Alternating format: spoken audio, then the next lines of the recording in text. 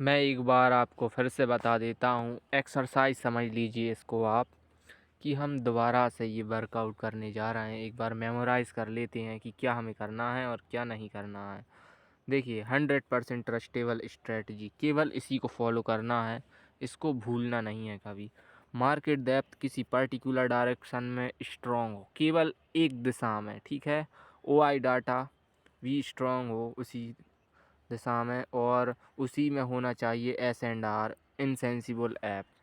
Sensible app के अंदर जो ऑप्शन चेन होती है उसमें सपोर्ट हो या रेजिस्टेंस हो, कुछ भी हो सकता है, वो एक दिशा में स्ट्रॉन्ग होना चाहिए। मतलब साइडवेज नहीं होना चाहिए, एक किसी एक दिशा में, किसी एक दिशा के समर्थन में। अब ये नहीं कि उधर से भी वो उसके समर्थन में भी और इसकी तो टोटल बराबरी हो जाए, कि जितना वो स्ट्रॉन्ग है उतना ये स्ट्रॉन्ग है, तो फिर थोड़ी ना, फिर वो यूनी डायरेक्शनल हो जाएगा। मतलब दोनों दिशाओं से बाई डायरेक्शनल। जब दोनों दिशाओं से बराबरी के आदमी टकराते हैं तो हारना या जीतना, ऊपर जाना या नीचे जाना, ये डायरेक्शन का प्रेडिक्शन करना बहुत मुश्किल हो जाता है, और इसमें आप खुद कंफ्यूज होकर लॉस कर लेते हैं। इसीलिए आपको ध्यान रखना है कि जो, मान के चलिए मैं एक एग्ज़ाम्पल देता हूँ, मार्केट डेप्थ जो है वो कॉल साइड स्ट्रॉन्ग है किसी एक दिशा में। मतलब एक दिशा से मेरा मतलब है कॉल साइड स्ट्रॉन्ग है, वो bullish side, up side. OI data भी अप साइड स्ट्रॉन्ग है, बुलिश है।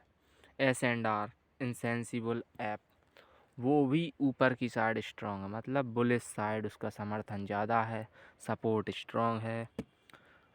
तो जब ये 3 पॉइंट मैच कर गए मार्केट की कंडीशन से, अब मतलब टोटल मिला के एनालिसिस ये निकल रही है कि मार्केट की जो प्राइस है वो ऊपर जानी चाहिए इस स्ट्रेटजी के अकॉर्डिंग, और होता भी वैसा ही है, क्योंकि ये स्ट्रेटजी अगर मैच कर रही है पूरी, तो बिल्कुल वैसा ही होगा। लेकिन अगर कभी ऐसा हो जाता है कि दो स्ट्रेटजी मैच कर रही हैं लेकिन एस एंड आर जो है सेंसिबल ऐप पर वो विपरीत दिशा में है, या वो साइडवेज हो जाता है, तब आपको भूल कर भी ट्रेडिंग नहीं करना है।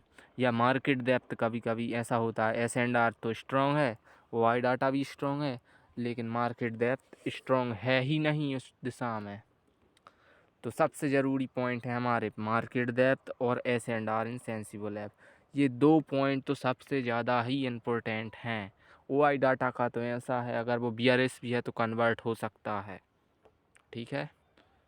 अगर मेरे द्वारा बताई गई जानकारी आपको पसंद आई हो तो धन्यवाद।